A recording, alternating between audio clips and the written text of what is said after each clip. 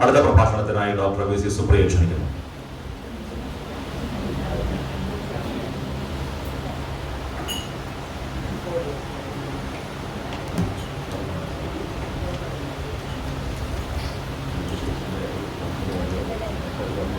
വേദിയിലും സദസ്സിലുമുള്ള എല്ലാവർക്കും എൻ്റെ നമസ്കാരം.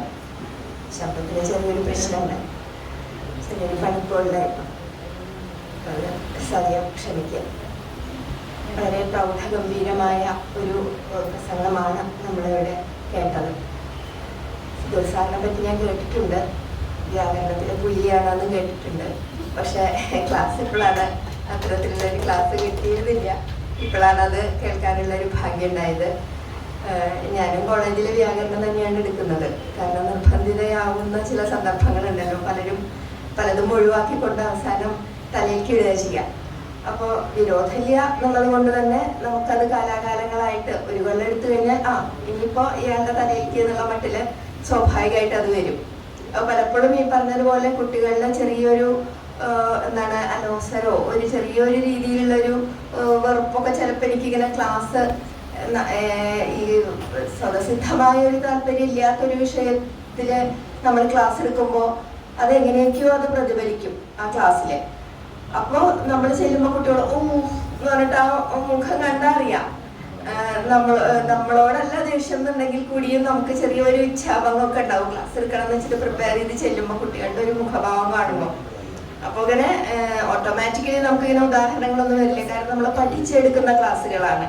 അപ്പൊ അതിൻ്റെതായിട്ടുള്ളൊരു ബുദ്ധിമുട്ട് നമുക്കുണ്ട്, ചെറിയൊരു ബുദ്ധിമുട്ട് കുട്ടികൾക്കും ഉണ്ട്. അപ്പൊ ഇങ്ങനെ രസാക്കാനൊക്കെ നമ്മൾ കുറെ വൃഥാ വ്യായാമമൊക്കെ നടത്താറുണ്ട്. പക്ഷേ ഒരു വ്യാകരണം നേരത്തെ പറഞ്ഞ പോലെ ഒട്ടും അതിശയോക്തി ഇല്ലാതെ വളരെ സ്വാഭാവികമായിട്ടൊരു ക്ലാസ് എങ്ങനെ എടുക്കാം എന്നുള്ളത് എനിക്കത് നല്ലൊരു അനുഭവമായിരുന്നു. ഇങ്ങനെയൊക്കെ കാര്യങ്ങളൊക്കെ പറഞ്ഞുകൊണ്ട് അത്ര ലോസമില്ലാതെ അത്ര നീരസമില്ലാതെ ഒക്കെ നമുക്ക് ഈ വ്യാകരണം ക്ലാസ് എടുക്കാം എന്നുള്ളത് നല്ലൊരു അനുഭവമായിരുന്നു. അതിന് സാറിനോട് പ്രത്യേകം നന്ദി പറയുകയാണ്. എന്തായാലും ഈ ഒരു അധ്യയന വർഷത്തിലെങ്കിലും എൻ്റെ ഒരു അധ്യയന രീതിയിൽ ചെറിയ രീതിയിലുള്ള ചില വ്യത്യാസങ്ങളൊക്കെ എനിക്കും നടത്തണമെന്ന് ആഗ്രഹമുണ്ട്. അപ്പോൾ അതെന്തായാലും ആമുഖമായിട്ട് പറഞ്ഞുകൊണ്ട് ഈ പ്രഭാഷണത്തിലേക്ക് കിടക്കട്ടെ. വലിയ പ്രൗഢഗംഭീരമായ ഒരു പ്രഭാഷണത്തിന് ശേഷം വളരെ ചെറിയ ഒരു കുറച്ച് കാര്യങ്ങൾ പറയാനാണ് ഞാൻ ആഗ്രഹിക്കുന്നത്. എന്നോട് ആവശ്യപ്പെട്ടത് ARന്റെ ജീവിതത്തെയും കൃതികളെയും സാമാന്യമായി പരിചയപ്പെടുത്തിക്കൊണ്ട് അല്പനേരം സംസാരിക്കണം എന്നാണ്. വളരെ ചെറിയൊരു ഷോർട്ട് നോട്ടീസിൽ തന്നൊരു വിഷയമായതുകൊണ്ട് എൻ്റെ പരിമിതികൾ അതിൽ ധാരാളമുണ്ട്. തീർച്ചയായിട്ടും വസന്ത മാഷ്ക്ക് ഇതിൽ ഇടപെടാനുള്ള ഒരുപാട് പഴുതുകളും സാധ്യതകളും ഞാൻ തുറന്നു വെച്ചുകൊണ്ട് തന്നെയാണ് ഈ പ്രഭാഷണം നടത്തുന്നത്. അപ്പം ഞാൻ വിട്ടുപോയ കണ്ണികൾ പൂർത്തിയാക്കുന്ന പഠിതനായിട്ടുള്ള അദ്ദേഹത്തിൻ്റെ മുമ്പിലിരിക്കുന്നുണ്ട്. ആ ബോധത്തോടു കൂടി തന്നെ ഞാൻ വിഷയത്തിലേക്ക് കടക്കട്ടെ. നമുക്കറിയാം ARനെ പറ്റിയിട്ട്. AR എന്നുള്ള 2 അക്ഷരം മതി, വേറെ AR ഇല്ല മലയാളത്തിൽ. മലയാള ഭാഷയ്ക്ക് സ്വയം സമർപ്പിച്ച ഒരു കർമ്മയോഗി എന്നൊക്കെയാണ് അദ്ദേഹത്തെ പറ്റിയിട്ട് വിവരിക്കാറ്. തീർച്ചയായിട്ടും അതെ, അത് അക്ഷരാർത്ഥത്തിൽ അത് ശരി തന്നെയാണ്.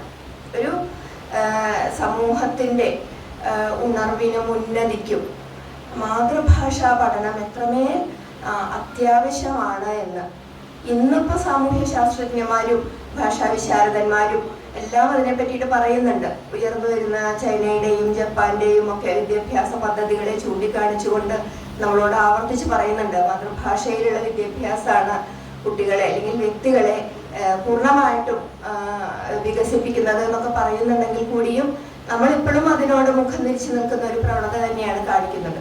അത് നൂറ്റാണ്ടുകൾക്ക് മുമ്പ് തന്നെ നമുക്ക് ബോധ്യപ്പെടുത്തി തന്നൊരു വ്യക്തിയാണ് AR എന്നുള്ളത്.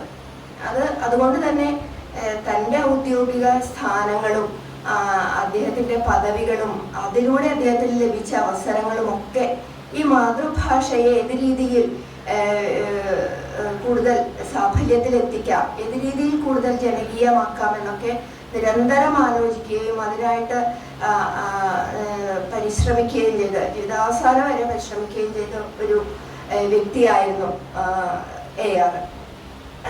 തൻ്റെ സൃഷ്ടികളിലൂടെയും നിരൂപണങ്ങൾ വലിയൊരു സ്ഥാനമുണ്ട്. അദ്ദേഹത്തിൻ്റെ മാതൃഭാഷയോടുള്ള നിലപാടിനും മലയാള ഭാഷയുടെ ഭാവുകത്വത്തിൽ അദ്ദേഹം വഹിച്ച പങ്കിനൊക്കെ അദ്ദേഹത്തിന്റെ നിരൂപണങ്ങൾക്ക് വലിയൊരു പങ്കുണ്ട്. അപ്പൊ അത്തരത്തില് നിരന്തരം അദ്ദേഹം അതിൽ ഏർപ്പെട്ടു. അതുകൊണ്ട് തന്നെയാണ് പ്രരോദനത്തില് അദ്ദേഹത്തിന്റെ മരണശേഷം കുമാരനാശാൻ എഴുതിയ പ്രരോദനത്തില് അദ്ദേഹത്തിനെ സ്മരിക്കുന്നത്.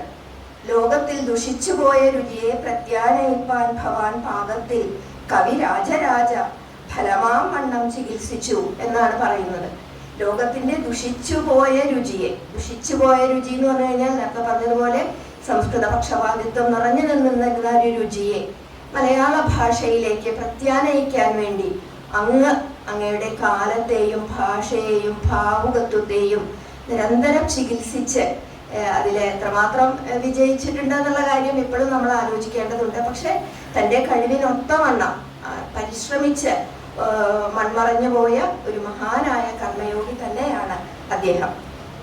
മലയാള സാഹിത്യ ചരിത്രത്തില് പി.കെ. പരമേശ്വരൻ പിള്ള അദ്ദേഹത്തെ പറ്റിയിട്ട് പറയുന്നുണ്ട്. നിരൂപണ സാഹിത്യത്തെ ശാസ്ത്രദൃഷ്ട്യ പരിശോധിച്ച ആദ്യത്തെ നിരൂപകൻ കൂടിയായിരുന്നു AR എന്ന് പറയുന്നുണ്ട്. മലയാളത്തിന്റെ അതിശീഘ്രം മാറുന്ന ഈ ഒരു ഭാവുകത്വത്തെ അതിന്റെ സ്വാഗതമോദിയത് AR ആയിരുന്നു എന്ന് പറയുന്നുണ്ട്. നേരത്തെ പറഞ്ഞതുപോലെ നളിനിയുടെ അവതാരികയും അതുപോലെ തന്നെ കാന്താര താരകവും ഒക്കെ നമ്മുടെ മുമ്പിൽ അതിന് തെളിവായിട്ട് നിൽക്കുന്നുണ്ട്. അപ്പൊ അദ്ദേഹത്തിന്റെ കൃതിയിലേക്ക് പോകുന്നതിന് മുമ്പ് അദ്ദേഹത്തിന്റെ ജീവ ചരിത്രത്തിലേക്ക് ചെറുതായിട്ടൊന്ന് കടന്നു പോവാം. അദ്ദേഹം 1863 ഫെബ്രുവരിയിൽ ചങ്ങനാശ്ശേരി ലക്ഷ്മീപുരത്ത് കൊട്ടാരത്തിലാണ് ജനിച്ചത്. അച്ഛൻ കിടങ്ങൂർ പാറ്റിയാലിലത്ത് വാസുദേവൻ നമ്പൂതിരിയും അമ്മ ഭരണി തിരുനാൾ അമ്മ തമ്പുരാട്ടിയുമായിരുന്നു. ആദ്യകാലം അദ്ദേഹം ചങ്ങനാശ്ശേരി ലക്ഷ്മീപുരം കൊട്ടാരത്തിൽ തന്നെയാണ് ബാല്യകാലമൊക്കെ ചെലവഴിച്ചത്. അദ്ദേഹത്തിന്റെ അനിതര സാധാരണമായ ഒരു സാഹിത്യ താല്പര്യവും ബുദ്ധിവിശേഷവും ഒക്കെ അദ്ദേഹത്തിന്റെ മാതുലൻ എന്ന് പറയുമ്പോൾ ഇദ്ദേഹത്തിന്റെ അമ്മ കേരളവർമ്മ വലിയ കോയിത്തമ്പുരാന്റെ മാതൃ സഹോദരിയായിരുന്നു. അമ്മാവനായിട്ട് തന്നെ വരും. അപ്പൊ അദ്ദേഹത്തിന്റെ സവിശേഷമായ ശ്രദ്ധയ്ക്ക് ഈ മരുമകന്റെ ഈ കഴിവൊക്കെ വളരെയധികം ശ്രദ്ധയിൽപ്പെട്ടു. അതുകൊണ്ട് തന്നെ കേരളവർമ്മ വലിയ കോയിത്തമ്പുരാൻ തിരുവനന്തപുരത്തേക്ക് പോയി അവിടെ അദ്ദേഹത്തിന് സ്ഥാനമാനങ്ങളൊക്കെ ലഭിച്ചപ്പോൾ തന്റെ മരുമകനെയും അദ്ദേഹം കൂടെ കൂട്ടി. പിന്നീട് 4ാം ഫോറം മുതൽ അദ്ദേഹം തിരുവനന്തപുരത്താണ് അദ്ദേഹത്തിന്റെ വിദ്യാഭ്യാസമൊക്കെ നടത്തുന്നത്. അപ്പോൾ മാതുലന്റെ ഒരു നേരിട്ടുള്ള ഒരു ശിക്ഷണവും അദ്ദേഹം ഏൽപ്പിച്ചിട്ടുള്ള പണ്ഡിതന്മാരുടെ ഒരു സഹായവും ഒക്കെ ആദ്യകാലത്ത് അദ്ദേഹത്തിന്റെ പഠനത്തിൽ വളരെയധികം സഹായിച്ചിട്ടുണ്ട്. പിന്നീട് അദ്ദേഹം കോളേജിൽ ചേരുകയാണ്. കോളേജിൽ ചേരുന്നത് അത് ഒരു വിപ്ലവമായിരുന്നു സത്യത്തിൽ. അന്ന് ഈ കൊട്ടാരത്തിലുള്ള ആൾക്കാർ ഇങ്ങനെ കോളേജിൽ പോയി പഠിക്കുന്ന ഒരു പരിപാടിയൊന്നും ഉണ്ടായിരുന്നില്ല. അവർക്ക് വേണ്ട കാര്യങ്ങൾ അവർക്ക് കൊട്ടാരത്തിൽ വന്ന് പഠിപ്പിക്കുന്ന ട്യൂട്ടർമാരും ആൾക്കാരൊക്കെ ഉണ്ടായിരുന്നത്. പക്ഷെ അദ്ദേഹം കോളേജിൽ പോയി പഠിക്കാൻ തൽപരനാവുകയാണ്. അങ്ങനെ കോളേജിൽ പഠിക്കുകയാണ് ചെയ്യുന്നത്. അത് കൂടാതെ അതിനു മുമ്പ് വല്ലവരും പഠിച്ചിട്ടുണ്ടോയെന്ന് വലിയ നിശ്ചയമില്ല. എന്തായാലും അങ്ങനെ വിശിഷ്ടരായിട്ടുള്ള ആൾക്കാർക്ക് പ്രത്യേകമായിട്ടുള്ള ഒരു ഇടമൊക്കെ കോളേജിൽ പഠിപ്പിക്കുന്ന സഹപാഠികളിൽ നിന്ന് വ്യത്യസ്തമായ ഒരു ഇടമൊക്കെ കൊടുത്ത് അവരെ ഒരു സ്പെഷ്യൽ കൺസിഡറേഷനോട് കൂടി പ്രത്യേകമായിട്ടുള്ള ഒരു പരിഗണനയോട് കൂടിയിട്ട് സ്വീകരിക്കുന്ന ഒരു നിലപാടായിരുന്നു അന്ന് കോളേജുകളിൽ ഉണ്ടായിരുന്നത്. അന്നത്തെ ഇംഗ്ലീഷ് എന്താ പറയുന്ന പഠിപ്പിക്കുന്ന അധ്യാപകരും അല്ലെങ്കിൽ ഇംഗ്ലീഷുകാരായ അധ്യാപകരൊക്കെ ആ ഒരു നിലപാടിനെ സ്വീകരിക്കുകയും ചെയ്തിരുന്നു. അവരതിൽ അലോസരമൊന്നും കണ്ടില്ല. പക്ഷേ നേരത്തെ സുധീർ മാഷ് ആവർത്തിച്ച് പറഞ്ഞൊരു വാക്യം അല്ലെങ്കിൽ ഒരു കാര്യം ഞാൻ ആലോചിക്കുകയാണ്. ജനാധിപത്യപരം പ്രജാധിപത്യപരം എന്നൊക്കെ പറയുന്ന അദ്ദേഹത്തിന്റെ നിലപാട്. അപ്പൊ വിമർശനത്തിലും അതുപോലെ തന്നെ വ്യാകരണത്തിലും അദ്ദേഹം പുലർത്തിയ ഈ ജനാധിപത്യപരമായ നിലപാട് ഇവിടെയൊക്കെ അദ്ദേഹം പ്രകടമാക്കുന്നുണ്ട്. അദ്ദേഹം പറയുകയാണ്, എനിക്ക് പഠിക്കണമെങ്കിൽ എനിക്ക് വിശേഷപ്പെട്ട സ്ഥാനമൊന്നും വേണ്ട, ഞാൻ സഹപാഠികളുടെ കൂടെ ഇരുന്ന് പഠിക്കാൻ താല്പര്യപ്പെടുന്നു എന്ന് പറഞ്ഞുകൊണ്ട് അദ്ദേഹം കൂട്ടുചേർന്നിരുന്ന് പഠിക്കുകയാണ്. അപ്പൊ ഈ ജനാധിപത്യ ബോധം അദ്ദേഹത്തിൽ ആദ്യം മുതലേ വളരെ പ്രകടമായിട്ടുണ്ടായിരുന്നു. സ്വാഭാവികമായിട്ടുമാണ് അത് പിന്നീട് അദ്ദേഹത്തിന്റെ ഭാഷയിലും അദ്ദേഹത്തിന്റെ നിലപാടുകളിലും വ്യാകരണത്തിലൊക്കെ കടന്നു വരുന്നത്. അതൊരു വ്യക്തിയിൽ രൂഢമൂലമായിട്ടുള്ള അദ്ദേഹത്തിന്റെ സ്വഭാവവുമായിട്ട് ചേർന്ന് പോകുന്ന ഒരു വ്യക്തിത്വ സവിശേഷത തന്നെയാണ്. അപ്പൊ ഈ ജനാധിപത്യപരമായ അദ്ദേഹത്തിന്റെ ഒരു നിലപാട് അദ്ദേഹത്തിന്റെ ഈ പഠനത്തിൽ അല്ലെങ്കിൽ പഠന സമ്പ്രദായത്തിൽ അദ്ദേഹം പുലർത്തുന്നുണ്ട്. ഇനി പഠനം കഴിഞ്ഞിട്ട് പഠിച്ചു വെച്ചാലും ജോലിക്ക് പോവുക എന്നുള്ളത് അന്ന് രാജകുടുംബാംഗങ്ങൾക്ക് ഒരു ലേശ പോരായ്മയായിട്ട്, പണ്ട് കാലത്ത് നമുക്ക് തന്നെ അറിയാം, പഠിച്ച അഭ്യസ്തവിദ്യരായിട്ടുള്ള ആൾക്കാര് പഠിച്ചോട്ടെ പക്ഷെ ജോലിക്ക് പോകണ്ട എന്നുള്ളൊരു നിലപാടുണ്ടായിരുന്നു. പിന്നീട് ആണുങ്ങൾക്ക് പെണ്ണുങ്ങൾ വീട്ടിലിരുന്നോട്ടെ എന്നൊക്കെയുള്ള നിലപാടുണ്ടായിരുന്നു. അതുകൊണ്ട് തന്നെ അക്കാലത്തെ കുടുംബാംഗങ്ങള് പഠിച്ചു വെച്ചാലും ജോലിക്ക് പോവാന്നുള്ളത് ആലോചിക്കാൻ പോലും പറ്റാത്തൊരു കാര്യമായിരുന്നു. പക്ഷെ അദ്ദേഹം ഒരു ജോലിക്ക് സന്നദ്ധനാവുകയാണ് ചെയ്യുന്നത്. അപ്പൊ അങ്ങനെ അദ്ദേഹം ഒരു സംസ്കൃത പാഠശാലയുടെ ഇൻസ്പെക്ടറായിട്ടാണ് അദ്ദേഹം ആദ്യം ജോലിക്ക് കയറുന്നത്. ഇങ്ങനെ ജോലിക്ക് കയറുന്ന 2 സന്ദർഭങ്ങൾ പറയുന്നുണ്ട്. കാരണം അന്ന് ഈ സംസ്കൃത ഇൻസ്പെക്ടർ ആണെങ്കിലും ഒരു ഭാഷകൾ കൂടി പരിഗണിക്കുന്ന ഒരു വിഭാഗം അദ്ദേഹത്തിന്റെ അധീനത്തിലുണ്ടായിരുന്നു. അപ്പൊ ഇങ്ങനെയുള്ള ആൾക്കാർക്ക് മറ്റ് ഭാഷകൾ പഠിപ്പിക്കുന്നവർക്കും മറ്റ് ആംഗല അധ്യാപകർക്കൊക്കെ കസേരകൾ കൊടുക്കുമ്പോൾ ഈ വിഭാഗത്തിൽപ്പെട്ടവർക്ക് സ്റ്റൂളായിരുന്നു അങ്ങനെ കൊടുത്തിരുന്നത്. അപ്പൊ അദ്ദേഹം തന്നോട് കാണിക്കുന്ന ഈ അവഗണനയിൽ അല്ലെങ്കിൽ ഈ ഭാഷയോട് തന്നെയും കാണിക്കുന്ന ഈ അവഗണനയില് പ്രതിഷേധിച്ചുകൊണ്ട് അദ്ദേഹം നിൽക്കുകയും കാരണം അന്വേഷിച്ചു വന്നവരോട് കസാല കിട്ടിയാലേ ഇരിക്കുകയുള്ളൂ എന്ന് പറയുകയും അവസാനം അദ്ദേഹത്തിന്റെ ശാഠ്യത്തിന് മുമ്പില് മേലധികാരികൾ കീഴടങ്ങി അദ്ദേഹത്തിനും കസാല കൊടുക്കുകയും ചെയ്തു എന്നുള്ളൊരു സന്ദർഭം ഞാൻ വായിച്ചതായിട്ട് കാണുന്നുണ്ട്. മറ്റൊന്നുള്ളത് ഈ പറഞ്ഞതുപോലെ ഈ ആദ്യം ഇവരെ ക്ലാസ് കൊടുത്തിരുന്നത് മലയാള ഭാഷയ്ക്കുള്ള ക്ലാസ് കൊടുത്തിരുന്നത് ഈ കെമിസ്ട്രി ലാബിന്റെ ഒരു സൈഡ് ചേർന്ന മുറിയിലായിരുന്നു. അപ്പൊ പലപ്പോഴും അവിടെ നിന്നുള്ള ഈ നിരീക്ഷണങ്ങളൊക്കെ നടത്തുമ്പോൾ കെമിസ്ട്രി നമുക്കറിയാം പല ദുർഗന്ധമുള്ള വാതകങ്ങളൊക്കെ അവിടെ നിന്ന് വരുന്നു. അപ്പൊ അതിനു മുമ്പ് അവിടെ പഠിപ്പിച്ചിരുന്ന മുൻഷി രാമക്കുറുപ്പ് എന്ന് പറയുന്ന വലിയൊരു പണ്ഡിതനുണ്ട്. അദ്ദേഹം ഇതിനെ പറ്റിയിട്ട് കംപ്ലൈന്റ് ചെയ്തപ്പോ കെമിസ്ട്രി അല്ലേ, പഠനത്തിലൂടെയും നിരീക്ഷണത്തിലൂടെയൊക്കെ തന്നെയാണ് പഠിക്കാൻ പറ്റുള്ളൂ, അപ്പൊ ഇതൊക്കെ സഹിച്ചോളുക, കാരണം അതൊരു അവഗണനയാണ്, ഇതൊക്കെ സഹിക്കാൻ വിധിക്കപ്പെട്ടവരാണ് പ്രാദേശിക ഭാഷകൾ അല്ലെങ്കിൽ മലയാളം ഭാഷ പഠിപ്പിക്കുന്നവര് എന്നൊക്കെയുള്ള ഒരു നിലപാടുണ്ടായിരുന്നു എന്ന് പറയുകയും അദ്ദേഹത്തെ അവിടെ തുടരാൻ നിർബന്ധിതരാക്കുകയും ചെയ്തു.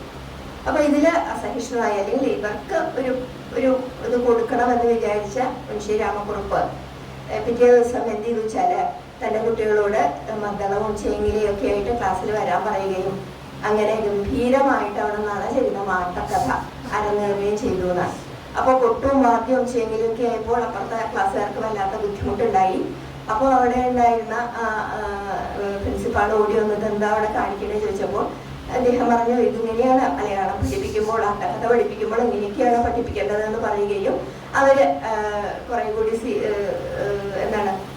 മെച്ചപ്പെട്ട ഒരു ക്ലാസ് റൂം പിന്നീട് അനുവദിച്ചു കൊടുക്കുകയൊക്കെ ചെയ്തു എന്ന് പറയുന്നത്. അപ്പൊ ഇത്തരത്തിലുള്ള തന്റെ പൂർവസൂരികൾ കാണിച്ച ഒരു ഭാഷാഭിമാനം ARന്റെ നിലപാടിന് വളരെ വ്യക്തമായിട്ട് തന്നെ ഉണ്ടായിരുന്നു. അത് തന്നെയായിരുന്നു അദ്ദേഹം ഈ നിൽക്കൽ സമരത്തിലൂടെ ആദ്യം കാണിച്ചത്. പിന്നീട് മറ്റൊരു കാര്യം ഉണ്ടായത് എന്താ വെച്ചാല് മറ്റ് ഭാഷ പഠിപ്പിക്കുന്ന അല്ലെങ്കിൽ മറ്റ് വിഷയങ്ങൾ കൈകാര്യം ചെയ്യുന്നവർക്ക് അന്ന് കൊടുത്തിരുന്ന ശമ്പളം 150 രൂപയായി. നേരെ മറിച്ച് സംസ്കൃതവും മലയാളവും പഠിപ്പിച്ചിരുന്ന അധ്യാപകർക്ക് അന്ന് കേവലം 10 രൂപയായിരുന്നു ശമ്പളം. ഇത്രയൊക്കെ വേണ്ടു എന്നുള്ളൊരു നിലപാടുണ്ടായി. ഇതിനെതിരെയും അദ്ദേഹം സമരം ചെയ്യുകയും അങ്ങനെ ഈ ഭാഷാധ്യാപകർക്കും ഇംഗ്ലീഷ് ഭാഷയ്ക്ക് 150 ഉണ്ടായിരുന്നു കേട്ടോ. അപ്പൊ അതിന് തുല്യമായിട്ടുള്ള ഒരു വേതന വ്യവസ്ഥ ആവിഷ്കരിച്ചു കൊണ്ടുവരുന്നതിലും അദ്ദേഹം തന്റെ മികവ് കാണിച്ചു. അല്ലെങ്കിൽ ഇതൊക്കെ കാണിക്കുന്നത് അദ്ദേഹത്തിന്റെ ഒരു അഹംബോധമല്ല, മറിച്ച് ഭാഷയോട് അദ്ദേഹം കാണിച്ചിരുന്ന തന്റെ മാതൃഭാഷയെ അവഗണിക്കുന്നവർക്ക് കൃത്യമായിട്ട് ഒരു മറുപടി കൊടുക്കണം എന്നുള്ള അദ്ദേഹത്തിന്റെ ഒരു ആത്മബോധം തന്നെയായിരുന്നു, ഭാഷാഭിമാനം തന്നെയായിരുന്നു അവിടെയൊക്കെ പ്രകടമായി. മറ്റൊരു കാര്യം എന്ന് പറയുന്നത് ഈ വ്യവസ്ഥയോട് അദ്ദേഹം പലപ്പോഴും വിഘടിച്ചു നിൽക്കാറുണ്ട്.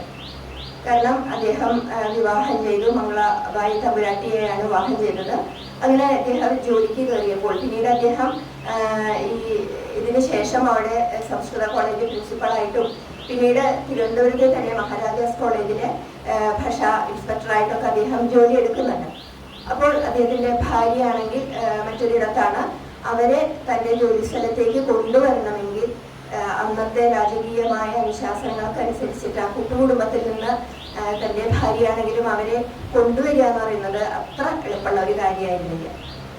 അപ്പോൾ രാജകീയമായ സുഖസൗകര്യങ്ങളൊക്കെ ഉള്ള ഒരു സംവിധാനം ഏർപ്പെടുത്തിയാൽ മാത്രമേ അദ്ദേഹത്തിന് തൻ്റെ ഭാര്യയുമായിട്ട് ജീവിക്കാൻ പറ്റൂ. ഇല്ലെങ്കിൽ വല്ലപ്പോഴും ഉള്ള ഒരു ദാമ്പത്യത്തിൽ അവരുടെ ദാമ്പത്യം ഇങ്ങനെ പോകേണ്ടി വരും. അപ്പം അതിനായിട്ട് അദ്ദേഹം ഒരു വീട് സ്വന്തമായിട്ട് പണിയുകയും തൻ്റെ അധ്വാനം കൊണ്ടുണ്ടാക്കിയ പണം കൊണ്ട് ശാരദാവിലാസം എന്ന് പറയുന്ന ഒരു വീട് പണിയുകയും തൻ്റെ ഭാര്യയെ അവിടെ കൊണ്ടുവന്ന് താമസിപ്പിക്കുകയും അങ്ങനെ തൻ്റെ ദാമ്പത്യത്തിൽ, വ്യക്തി ജീവിതത്തിലും സമൂഹ ജീവിതത്തിലും ഇത്തരത്തിലുള്ള മാറ്റങ്ങൾ അദ്ദേഹം കൊണ്ടുവരുന്നതിൽ ലേശം പോലും ശങ്കിച്ചില്ല.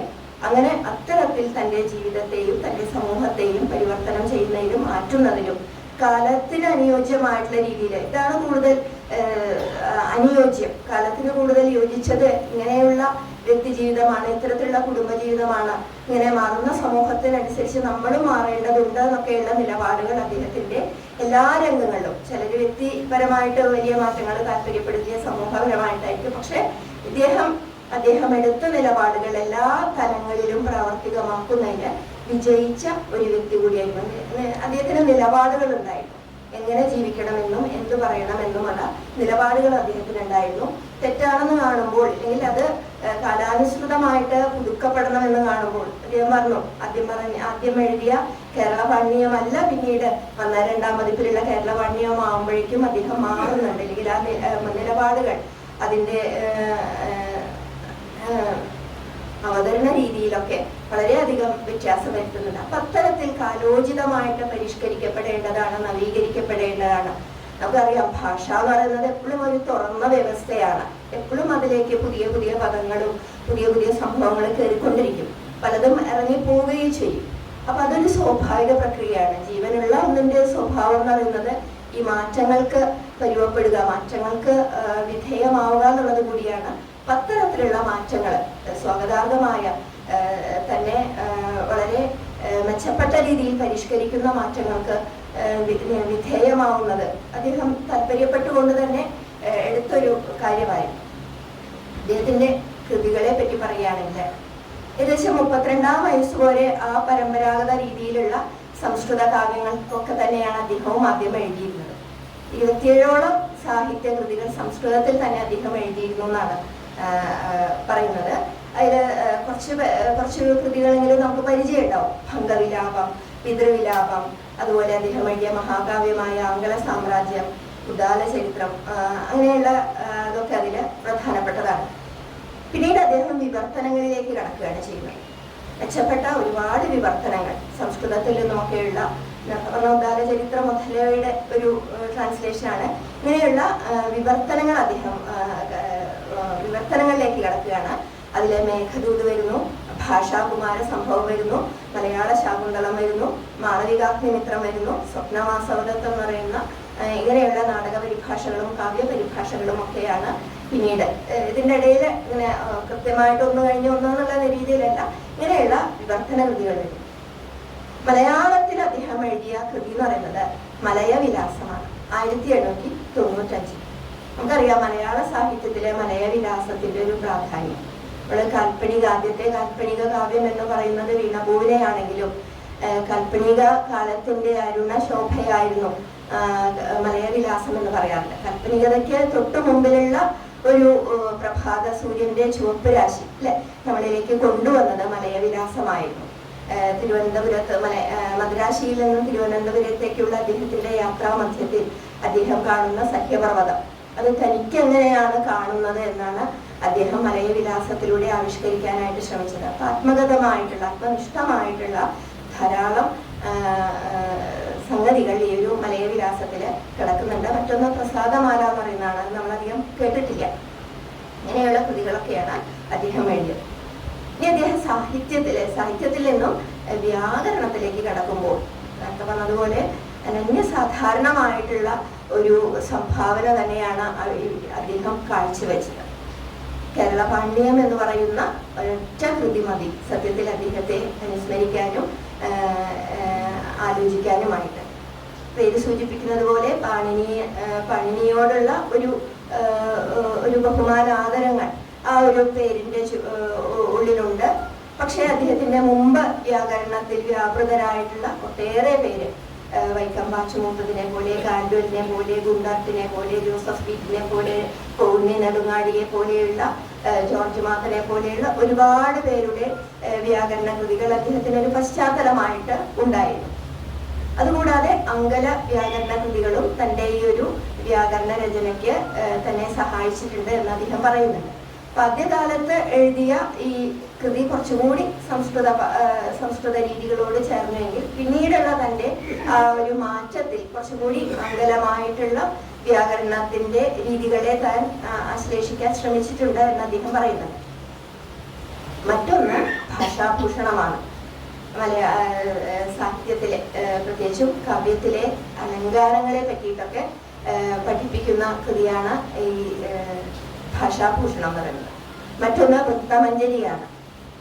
വൃത്തങ്ങളെ പറ്റിയിട്ട് നമുക്ക് കൃത്യമായിട്ട് ഇതൊക്കെ പാഠ്യ പദ്ധതിയിൽ ഉൾപ്പെടുന്ന, അവഗണിക്കാൻ പറ്റാത്ത കൃതികളായിട്ട് തന്നെയാണ് ഇന്ന് നമ്മൾ അവയെ സ്വീകരിച്ചിരിക്കുന്നത്. മറ്റൊന്ന് സാഹിത്യമാണ്. ഗദ്യങ്ങൾ എഴുതുമ്പോൾ എന്തെല്ലാം കാര്യങ്ങൾ, അതിനുള്ള മാർഗനിർദ്ദേശങ്ങൾ ഉൾക്കൊള്ളിച്ചുകൊണ്ട് അദ്ദേഹം എഴുതിയ ഒരു കൃതിയാണ് സാഹിത്യം എന്നുള്ളത്. അതിലെ പദശുദ്ധി, വാക്യശുദ്ധി, രീതി, ശൈലി, ഔചിത്യം എന്ന് പറയുന്ന 5 വിഭാഗങ്ങളായിട്ട് തിരിച്ച് ഈ വിഷയങ്ങളെ കുറിച്ച് പിന്നീട് അതിൻ്റെ അനുബന്ധമായിട്ട് ചിഹ്നനം, ഉപന്യാസ വിഷയങ്ങൾ ഇതിനെയെല്ലാം ഉൾക്കൊള്ളിച്ചുകൊണ്ട് അദ്ദേഹം എഴുതിയിട്ടുള്ള കൃതിയാണ് ഈ സാഹിത്യം എന്ന് പറയുന്നത്. ഇതുകൂടാതെ ഹൈസ്കൂൾ വിഭാഗത്തിന് വേണ്ടി പ്രഥമ വ്യാകരണം, മധ്യമ വ്യാകരണം, ശബ്ദശോധിനി എന്ന് പറയുന്ന മറ്റു കൃതികളും അദ്ദേഹം എഴുതിയിട്ടുണ്ട്. ഈ കേരളപാണ്ഡിയൊക്കെ പറയുന്നത് അദ്ദേഹം ക്ലാസ് എടുക്കാൻ വേണ്ടി അതാത് സമയത്ത് തയ്യാറാക്കിയ നോട്ടുകളായിരുന്നു എന്നാണ്. അപ്പൊ ഒരു അധ്യാപകൻ തൻ്റെ കുട്ടികൾക്ക് വേണ്ടിയിട്ട് തയ്യാറാക്കുന്ന നോട്ടുകൾ എത്ര ദീർഘവീക്ഷണത്തോടുകൂടി, എത്ര ആത്മാർത്ഥതയോടുകൂടി, എത്ര പഠനത്തിനും മനനത്തിനും ശേഷം ആണ് തയ്യാറാക്കിയിരിക്കുന്നത് എന്ന് നമ്മൾ ആലോചിക്കുമ്പോഴാണ് നമ്മൾ വിസ്മയപ്പെട്ടു പോകുക. ഇനി അദ്ദേഹത്തിന്റെ സാഹിത്യ ഇടപെടലുകളിലേക്ക് വരുമ്പോൾ നമ്മൾ കാണുന്ന ഒന്ന് ദ്വിതീയാക്ഷര പ്രാസവാദമാണ്. നമുക്കറിയാം, ഒരുപക്ഷെ ചായക്കോപ്പയിലെ കൊടുങ്കാറ്റ് എന്നൊക്കെ പിന്നീട് വിശേഷിപ്പിച്ച ഒന്നായിരുന്നു ദ്വിതീയാക്ഷരപ്രാസം. പക്ഷെ ആ ഒരു കാലഘട്ടത്തില് എങ്ങനെ കവിത രചിക്കണം, കവിതയുടെ രൂപപരമായിട്ടുള്ള പ്രത്യേകതകളെ കുറിച്ചിട്ടൊക്കെ വളരെ ഗഹനമായിട്ടുള്ള ഒരുപാട് ചിന്തകളൊക്കെ ഉണ്ടാവാൻ സഹായമായിട്ടുള്ള ഒന്നായിരുന്നു ഈ ദ്വിതീയാക്ഷരപ്രാസം. പ്രാസം വേണോ, ദ്വിതീയാക്ഷരപ്രാസം വേണോ വേണ്ടേ എന്നുള്ള ഒരു തർക്കമായിരുന്നു അത്. പേര് വെക്കാത്ത ഒരാള് ഈ ദ്വിതീയാക്ഷരപ്രാസത്തെ വിമർശിച്ചുകൊണ്ട് എഴുതിയ ഒരു ലേഖനത്തിന്റെ ചൂട് പിടിച്ചുകൊണ്ടാണ് ഈ ഒരു വാദം അവിടെ ചൂട് പിടിക്കുന്നത്. അപ്പൊ ദ്വിതീയാക്ഷരപ്രാസ വേണമെന്നുള്ള പക്ഷത്ത് ഇദ്ദേഹത്തിന്റെ മാതുലനും ഗുരുതുല്യനുമായിട്ടുള്ള കേരളവർമ്മ വലിയ കോഴിത്തമ്പുരാനും അക്ഷരപ്രാസം അത്ര നിർബന്ധമില്ല എന്നുള്ള പക്ഷത്ത് ഇദ്ദേഹവും നിൽക്കുകയാണ് ചെയ്യുന്നത്. കേരളവർമ്മ വലിയ കോഴിത്തമ്പുരാന്റെ കീഴിലായിട്ട് ഉള്ളൂരിനെ പോലെയുള്ള മഹാശീർഷരായിട്ടുള്ള ആൾക്കാർ എഴുന്നേൽക്കുന്നു. ഇദ്ദേഹത്തിന്റെ പിന്നാലെ KC കേശവപിള്ളയെ പോലെയുള്ളവർ എഴുന്നേൽക്കുന്നു. സത്യത്തിൽ ഇവരെ നേരിട്ട് അധികം ഇടപെടാതെ ഇവരുടെ പിന്നിൽ നിൽക്കുന്നവർ തമ്മിലുള്ള നിരന്തരമായിട്ടുള്ള എഴുത്തുകളിലൂടെയുള്ള ഒരു വാദ കോലാഹലം തന്നെയായിരുന്നു അവിടെ. മലയാളി മങ്കയുടെ എന്താണ് മംഗല്യകാരിയാണ് എന്നൊക്കെ പറയുന്ന രീതിയിൽ ദ്വിതീയാക്ഷരപ്രാസത്തെ കേരളവർമ്മ വലിയ കോഴിത്തമ്പുരാനൊക്കെ അതിനെ ഉപേക്ഷിക്കാൻ പാടില്ല എന്നൊക്കെ നിരന്തരം പറയുമ്പോൾ അത് അത്ര അത്യാവശ്യമുള്ള ഒന്നല്ല എന്ന് പറഞ്ഞുകൊണ്ടുള്ള മറ്റൊരു നിലപാടുണ്ടായിരുന്നു. എന്തായാലും ഈ വാദം അവസാനിപ്പിക്കാൻ അവസാനം AR രാജരാജവർമ്മ തന്നെയാണ് നിയുക്തനാവുന്നത്. അപ്പോൾ അദ്ദേഹം ഒരു മധ്യമാർഗം സ്വീകരിച്ചുകൊണ്ട്, ദ്വിതീയാക്ഷരപ്രാസം സ്വീകരിച്ചുകൊണ്ട് മനോഹരമായ കവിത എഴുതാൻ സാധിക്കുന്നവര് അപ്രകാരം എഴുതിക്കൊണ്ടേ, ഇനി ദ്വിതീയാക്ഷരപ്രാസത്തിന് വേണ്ടി കവിതയുടെ അർത്ഥത്തെയും ഇതിനെയും ബലി കഴിച്ചുകൊണ്ട് ദ്വിതീയാക്ഷരപ്രാസം സ്വീകരിക്കുകയും വേണ്ട എന്നുള്ളൊരു തീരുമാനത്തിലേക്ക് എത്തിച്ചുകൊണ്ട് ആ ഒരു വാദം അവിടെ അവസാനിപ്പിക്കാനായിട്ട് അദ്ദേഹം മുൻകൈ എടുക്കുകയാണ് ചെയ്തത്. അപ്പൊ അത്തരത്തില് അതുപോലെ വിവർത്തനത്തിലും അതെ, കഴിവതും സംസ്കൃത പദങ്ങളെ ഉപേക്ഷിച്ചുകൊണ്ട്, നമുക്ക് അറിയാം കേരളവർമ്മ വലിയ കോഴിത്തമ്പുരാന്റെ ശാകുന്തള വിവർത്തനം നമ്മുടെ മുമ്പിലുണ്ട്. പിന്നീട് മണിപ്രവാള വിവർത്തനം എന്നുള്ള പേരിൽ പിന്നീട് AR എഴുതിയിട്ടുള്ള വിവർത്തനവും നമ്മുടെ മുമ്പിലുണ്ട്. ഏതാണ് നമുക്ക് ആസ്വാദ്യമാവുക എന്നുള്ളത് ഇപ്പോൾ വായിച്ചാലും നമുക്കറിയാം അല്ലെ. സാധാരണക്കാർക്ക് എളുപ്പത്തിൽ ദഹിക്കുന്നത് അല്ലെങ്കിൽ എളുപ്പത്തിൽ മനസ്സിലാക്കുക, അതിന്റെ ഗൗരവം ഇല്ല എന്നുള്ള അർത്ഥത്തിലല്ല പറയുന്നത്. തീർച്ചയായിട്ടും ARന്റെ കൃതികൾ തന്നെയാണ് നമുക്ക് കൂടുതൽ സാധാരണക്കാരായ ആൾക്കാർക്ക് സ്വീകാര്യമായിട്ടുള്ളത്.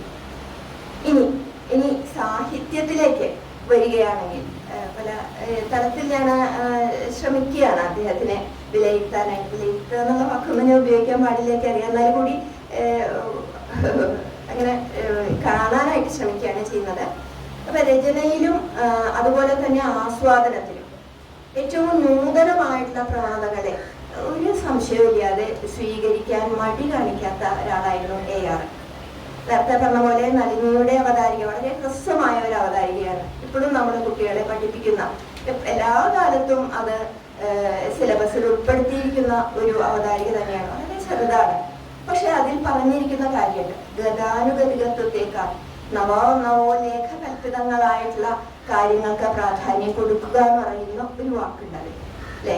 ഒന്നിന്റെ പിന്നാലെ പോയിട്ട് ആവർത്തന വിരസത എന്നൊക്കെ തോന്നുന്നതിനേക്കാൾ കൂടുതലായിട്ട് പുതിയ ചില ഭാവുകത്വത്തെയും പുതിയ രീതികളെയും പുതിയ തലങ്ങളെയും ഒക്കെ സ്വീകരിക്കാൻ നമ്മൾ മടി കാണിക്കരുത്. കാലം മാറുകയാണ്, ആസ്വാദന രീതികൾ മാറുകയാണ്, ആസ്വാദക വൃന്ദം മാറുകയാണ്. അതിനനുസരിച്ചിട്ടുള്ള രീതികൾ നമ്മളെ ഇനിയും സ്വാംശീകരിക്കാൻ വൈകരുത് എന്ന് പറയുന്ന അദ്ദേഹത്തിന്റെ ഒരു നിലപാട് അവിടെ നമുക്ക് കാണാനായിട്ട് സാധിക്കും. ഇതുപോലെ തന്നെ നളചരിതത്തിന്റെ മുഖത്തിലുള്ള കാന്താരതാരകം എന്ന് പറയുന്ന ഈ നളചരിതം മുഖത്തിലും വളരെ വ്യക്തമായിട്ട് പുതിയ രീതികളോടും അല്ലെങ്കിൽ പുതിയ രീതിയിൽ ഒരു വേണമെങ്കിൽ മാനസിക അപഗ്രഥന രീതി എന്നൊക്കെ നമുക്ക് പറയാവുന്ന രീതിയിൽ അതിലെ കഥാപാത്രങ്ങളെയൊക്കെ എത്ര രസകരമായിട്ടാണ് അദ്ദേഹം ആ കാലഘട്ടത്തിൽ പഠിച്ചിരുന്നതെന്ന് ആലോചിക്കുമ്പോൾ അത്ഭുതം തോന്നാതിരിക്കില്ല. ഇത്തരത്തിലുള്ള നിരൂപണ പദ്ധതികളൊക്കെ മലയാള ഭാഷയിൽ സാർവത്രികമാവുന്നതിന് വളരെ മുമ്പ് തന്നെ ഈ കട്ടാളനെ പറ്റി പഠിക്കുമ്പോഴും ഒക്കെ ഈ മനഃശാസ്ത്ര നിരൂപണത്തിന്റെ ചില സാധ്യതകളെയൊക്കെ അദ്ദേഹം കണ്ടെത്തിക്കൊണ്ട് അവിടെ പഠിക്കുന്നുണ്ട് എന്നുള്ളത് അതിരിക്കാതെ വയ്യാത്ത ചില കാര്യങ്ങൾ തന്നെയാണ്.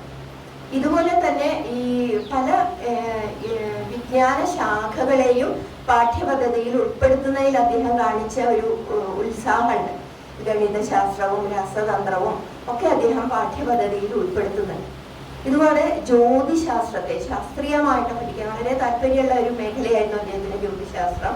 അതുകൊണ്ട് തന്നെ ജ്യോതിശാസ്ത്രത്തെ ശാസ്ത്രീയമായിട്ട് പഠിക്കാനും വിലയിരുത്താനും ഒക്കെ അദ്ദേഹം കാണിക്കുകയും അതിനൊരു ശാസ്ത്ര വിഷയം എന്നുള്ള രീതിയിൽ സമീപിക്കാനും ഒക്കെ അദ്ദേഹം കാണിച്ച ഒരു താല്പര്യമുണ്ട്.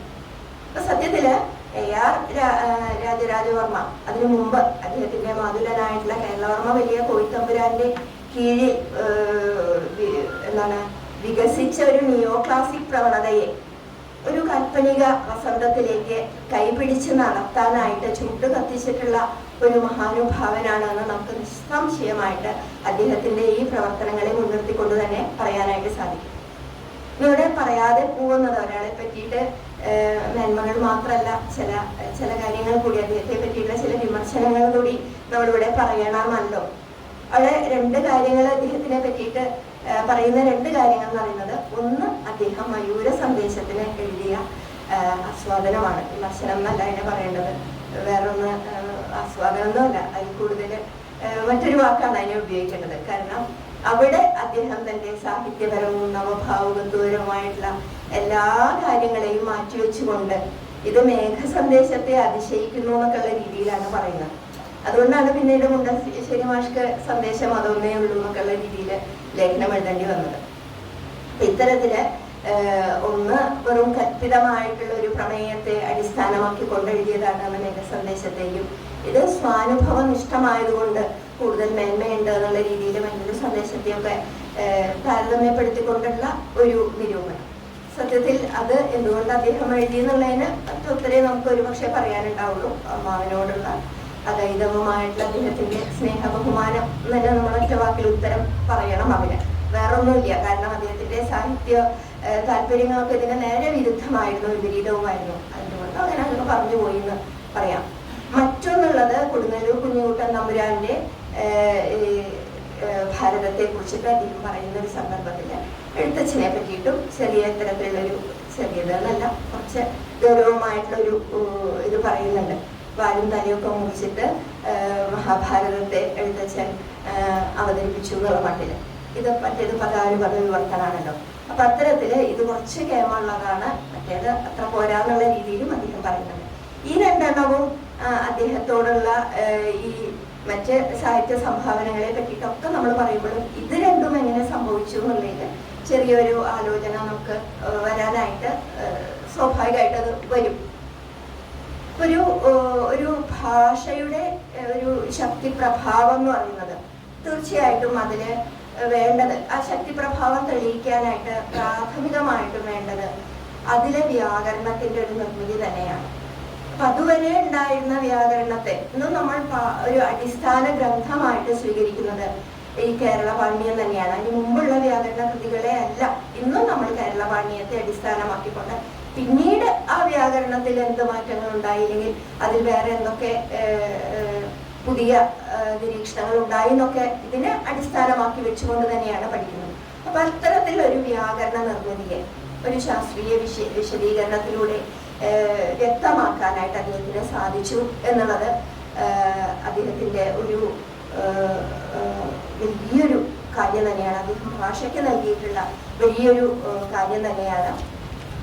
എന്തായാലും മാറി വരുന്ന സാമൂഹ്യ മാറ്റങ്ങളെ ഉൾക്കൊണ്ടുകൊണ്ട് പ്രതികരിക്കാൻ ഉതകുന്ന ഒരു നാട്ടുഭാഷാ വിനിമയത്തെ എങ്ങനെ പ്രോത്സാഹിപ്പിക്കണം എന്നുള്ളതിനെ പറ്റി വളരെ ദീർഘവീക്ഷണമുള്ള ഒരു പണ്ഡിതനും വൈയാകരണനും സാഹിത്യ നിരൂപകനും സാംസ്കാരിക നേതാവും ജനാധിപത്യവാദിയും ഭാഷാപരിഷ്കർത്താവും ഒക്കെ തന്നെയായിരുന്നു AR എന്നുള്ളത് നിസ്സംശയം പറയാവുന്ന ഒരു കാര്യം തന്നെയാണ്. ഈ നമ്മളിപ്പോൾ ഉൾക്കൊള്ളുന്ന അല്ലെങ്കിൽ നമ്മളിപ്പോഴും പിന്തുടരാൻ ആഗ്രഹിക്കുന്ന പല പാശ്ചാത്യ സാഹിത്യ പദ്ധതികൾക്കും ബദലായിട്ട് AR മുന്നോട്ട് വെക്കുന്ന ചില അക്കാദമികമായിട്ടുള്ള നിരീക്ഷണങ്ങളൊക്കെ തന്നെയാണ് നമുക്കിപ്പോഴും ഭാഷാ സ്വത്വം എന്ന് പറഞ്ഞുകൊണ്ട് നമ്മൾ ഉയർത്തിപ്പിടിക്കുന്നത് എന്നുള്ളതാണ്. അപ്പൊ അദ്ദേഹത്തിന്റെ ഉൾക്കൊണ്ട് പ്രവർത്തിക്കുന്നതിൽ ഈ ഭാഷാഭിമാനവും ബോധവും ഒക്കെ ഉൾക്കൊണ്ട് മാതൃഭാഷയുടെ ഒരു വികസനത്തിനും അതിൻ്റെ ഒരു വ്യാപനത്തിനും വേണ്ടി പ്രവർത്തിക്കുന്നതിന് അദ്ദേഹത്തിന്റെ തുടർ കണ്ണികളായിട്ടുള്ള ഒരു ഭാഷ പ്രയോഗിക്കുന്നവർ എന്ന നിലയിലെങ്കിലും തുടർ കണ്ണികളായിട്ടുള്ള നമ്മൾ എവിടെ നിൽക്കുന്നു എന്നുള്ളത് നമ്മൾ ഗൗരവമായിട്ട് ചിന്തിക്കേണ്ട ഒരു കാര്യമാണ്. അപ്പോൾ കുറേ കൂടി ഞാൻ പറയാച്ചാൽ കോളേജിലെ പല സാഹിത്യകാരന്മാരുടെയും ദിനങ്ങൾ നമ്മൾ ആചരിക്കാറുണ്ട്. ബഷീർ ദിനം എന്നൊക്കെ പറഞ്ഞിട്ട് പല ദിനങ്ങളും നമ്മൾ ആചരിക്കാറുണ്ട്. പക്ഷെ മറ്റാരേക്കാൾ ആദ്യം ആചരിക്കേണ്ടത് എനിക്ക് തോന്നുന്നു ARന്റെ ദിനം തന്നെയായിരിക്കണം. കാരണം മലയാള ഭാഷയ്ക്ക് അതിൻ്റെ സ്വത്വത്തെ നമുക്ക് കാണിച്ചു തന്നതിൽ വിജയിച്ച ഒരാളാണ് AR. അപ്പൊ മറ്റ് പിന്നീട് വന്നവരെക്കാൾ കൂടുതൽ നമ്മൾ ആഘോഷിക്കേണ്ടതും ആചരിക്കേണ്ടതും തീർച്ചയായിട്ടും AR രാജരാജവർമ്മ ദിനം തന്നെയാണ്. അപ്പൊ ഈ ഒരു ചെറിയൊരു സദസ്സിലുള്ള ഈ പങ്കുവെക്കൽ കൂടുതൽ സാർത്ഥകമായിട്ടുള്ള AR പഠനങ്ങളിലേക്കും അദ്ദേഹത്തിന്റെ സാഹിത്യ സംഭാവനകളിലേക്കും അദ്ദേഹം മലയാള ഭാഷയ്ക്ക് നൽകിയ ഈ സംഭാവനകളിലേക്കൊക്കെ ഗൗരവപരമായിട്ടുള്ള നോട്ടങ്ങളിലേക്ക് നമ്മളെ എത്തിക്കും. അതിനുള്ള ഒരു ചെറിയ തുടക്കമായിട്ട് ഈ ഒരു സദസ്സ് മാറും എന്ന് പ്രതീക്ഷിക്കുകയാണ്. എന്തായാലും പലരും അവഗണിച്ച അല്ലെങ്കിൽ പലരും മറന്നുപോയ ARനെ വീണ്ടെടുക്കാനും അല്ലെങ്കിൽ അദ്ദേഹത്തെ പറ്റി ചിന്തിക്കാനും ഇങ്ങനെ ഒരു സദസ്സ് അതിനുവേണ്ടി ക്രമീകരിക്കാനും മുൻകൈയെടുത്ത ഈ സാഹിതിയുടെ എല്ലാ അതിൻ്റെ അംഗങ്ങളെയും അതിൻ്റെ പ്രധാനപ്പെട്ട ആൾക്കാരെയും എല്ലാം ഞാൻ അകമഴിഞ്ഞ് അഭിനന്ദിക്കുകയാണ്. ഇതിലൊരു ചെറിയൊരു പങ്കുവഹിക്കാൻ എനിക്ക് കിട്ടിയ ഈ ഒരു സന്ദർഭം എനിക്ക് തന്നതിന് ഞാൻ നന്ദി പറഞ്ഞുകൊണ്ട് ഞാൻ എൻ്റെ വാക്കുകൾ അവസാനിപ്പിക്കുകയാണ്.